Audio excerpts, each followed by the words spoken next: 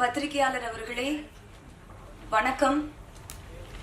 வந்திருக்காங்களா? Last time என்ன ஒரு क्वेश्चन கேட்டு சார், நான் ஈவெண்ட் முடிச்சிட்டோம் சார், தேடினேன் எனக்கு கிடைக்கல. ஸோ என்ன ஒரு கேள்வி கேட்டிருந்தாங்க, நான் அணிஞ்சிருந்தது வந்து சம்மருக்கான ட்ரெஸ்ஸா அப்படின்னு. அதாவது சம்மருக்கு இது மாதிரி ஸ்லீவ்லெஸ் போட்டுட்டு காத்து வாங்கிட்டு வந்திருக்கிறியாமா அப்படின்றதுதான் நீங்க கேட்ட கேள்விக்கான பொருள் அப்படின்னு எனக்கு ஒரு 5 செகண்ட்ல புரிஞ்சுது. ஆனா நான் வந்து அந்த இடத்துல கோவப்படுறதா இல்ல தொகுப்பாளினியா மேடை நாகரிகம் கருதி அமைதியா பதில் சொல்றதா அப்படின்ற குழப்பத்திலேயே நான் அந்த இடத்த கடந்து போயிட்டேன். அதுக்கப்புறம் நான் வெளியே வந்து உங்களை தேடினேன், நீங்க இல்ல. எல்லாரும் நான் உங்களை சரியா உங்களுக்கு பதில் சொன்னா என்னன்னு எனக்கு தெரியல. ஆனா மக்கள் எல்லாம் உங்களுக்கு ரொம்ப அழகான பதில்களையும் கேள்விகளையும் கேட்டிருந்தாங்க. அதை விட தாண்டி சக பத்திரிகையாளர் ஒருத்தர் ஒண்ணு எழுதியிருந்தாரு அந்த விஷயத்த பத்தி, அதை இங்க படிக்கணும் அப்படின்னு ஆசைப்படுறேன். எப்படி உடை அணிய வேண்டும் என்பதை அணியும் பெண்கள் தான் தீர்மானிக்க வேண்டும், பார்க்கும் கண்கள் தீர்மானிக்க கூடாது. அதிலும் பொறுப்பும் அனுபவமும் மிகுந்த ஒரு பத்திரிகையாளர் ஒரு பெண் தொகுப்பாளரின் உடை குறித்து இன்று சபையில் கேட்ட கேள்வி ஊடக அறத்தை கேலி கூத்தாக்கிவிட்டது. இதே கேள்வியை ஒரு பெரிய நடிகையை பார்த்து கேட்கும் திராணி நமக்கு இல்லை அல்லவா? பெண் ஏன் எளிய பெண்களிடம் தன் பெண் மை இருக்கும் தைரியத்தில் கேட்க வேண்டும்? இன்று இந்த கேள்வி சமூக ஊடகம் எங்கும் ஒலிக்கிறது. இந்த கேள்வி ஒரு பத்திரிகையாளரின் கேள்வியாக பார்க்கப்படாது, ஒட்டுமொத்த தமிழக ஊடகத்தினரின் கேள்வியாக தானே பார்க்கப்படும். நாம் எரியும் கற்களை இயற்கை நமக்கே திருப்பி அனுப்பும் அப்படின்னு ஒரு பத்திரிகையாளர் எழுதியிருந்தாரு. அவருக்கு ரொம்ப நன்றி. அவர் பேரு தெரிஞ்சுக்கிறதுக்கு நான் ட்ரை பண்ண குரூப்ல தான் ஃபார்வர்ட் பண்ணியிருந்தாங்க.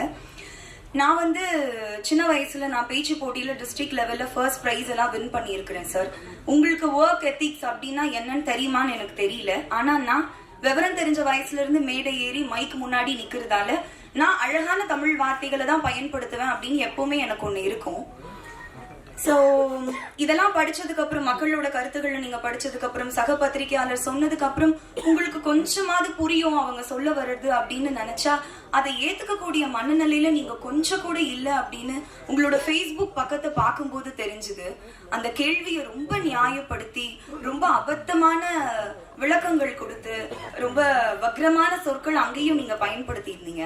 அதை பார்க்கும்போது எனக்கு வந்து நீங்க ஏன் இப்படி பண்றீங்க, மாற மாட்டீங்களா, புரியாதா அப்படின்லாம் எனக்கு கேட்க தோணல. ரொம்ப வருஷமா கேட்கறாங்க.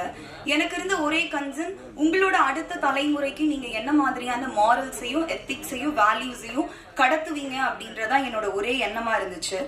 சோ இதுக்கெல்லாம் ஆரம்ப புள்ளி நான் எங்க பாக்குறேன் அப்படின்னா, பல மேடைகள்ல ஒரு வெற்று விளம்பரத்துக்காக கோமாளித்தனமான நடவடிக்கைகள்ல ஈடுபடக்கூடிய ஒரு நடிகர் என் கழுத்துல மாலை போட ட்ரை பண்ண அப்பவே எல்லாரும் சொன்ன மாதிரி நான் வந்து போலீஸ் கம்ப்ளைண்ட் கொடுத்து அவர் பிடிச்ச ஜெயில உட்கார வச்சிருந்தாலோ இல்ல அந்த நடிகரோட கன்னத்தை அந்த மேடையிலே பழுக்க வச்சிருந்தாலோ இது இங்க வரைக்கும் வந்திருக்காது அப்படின்னு நான் நினைக்கிறேன்.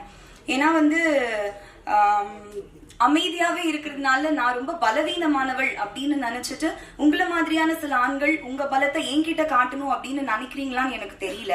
நான் ஏன் இது ரொம்ப கடந்து போயிட்டு இருக்கேன்னா, இது எல்லாத்தையும் விட ரொம்ப முக்கியமான விஷயங்கள், நல்ல நல்ல விஷயங்கள் என் வாழ்க்கையில நடந்துட்டு இருக்கு. அதுல நான் போக்கஸ் பண்ணிட்டு இருக்கேன். அதனாலதான் இதை கடந்து போயிட்டு இருக்கேன்.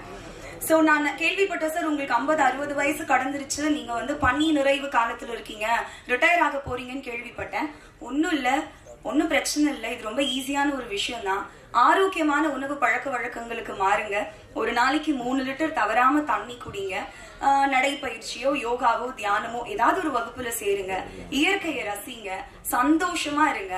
பாசிட்டிவான விஷயங்களை பேசுங்க. இது சீக்கிரமா சரியாயிரும் அப்படின்னு நான் நினைக்கிறேன். சோ இத பத்தி வந்து நபிகள் நாயகம் ஒண்ணு சொல்லியிருக்காரு, அதோட சொல்லி முடிச்சிடுறேன்.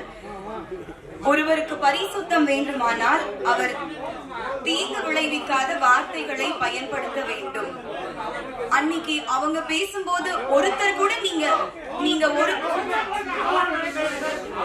ஒருத்தர் கூட இங்க இவ்வளவு பேர் பேசுறீங்களே, அன்னைக்கு ஒருத்தர் கூட நீங்க அவர் தப்பா பேசலையா? சரி, வெல் அண்ட் குட். அவர் தப்பா பேசலன்னு சப்போர்ட் பண்ணீங்கன்னா வெல் அண்ட் குட்.